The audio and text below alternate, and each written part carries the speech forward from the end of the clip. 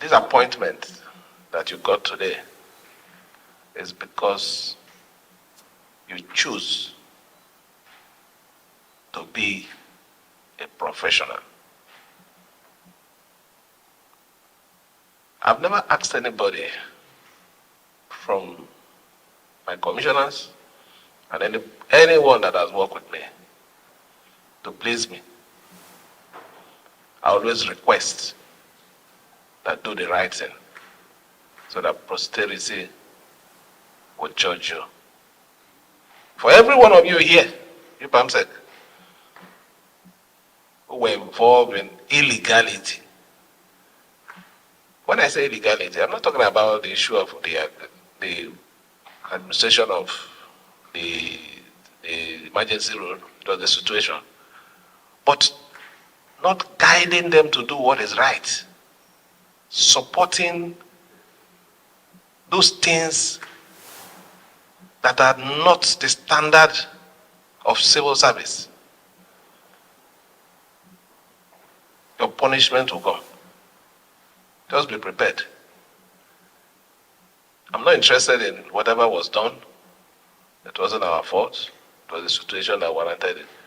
But those things that were not done rightly, those ones that didn't follow the mob process and that you were involved in, I'm sorry for you. The records will be there, and at the right time, I'll be bringing them up one after the other. You, the new permanent secretary, I don't want to tell them any story about you, but I'm very sure a good number of you know that he stood his ground as a professional, knowing that do the right thing. Defend your superior. It doesn't matter, but do it in the right way. So I want to commend you and to request that now that you're also a permanent secretary, you're going to work with us, do the right thing. If I call you to do what is wrong, go outside and shout with evidence. Are you hearing me? But I know it can never happen. So I congratulate you. I wish you all the best.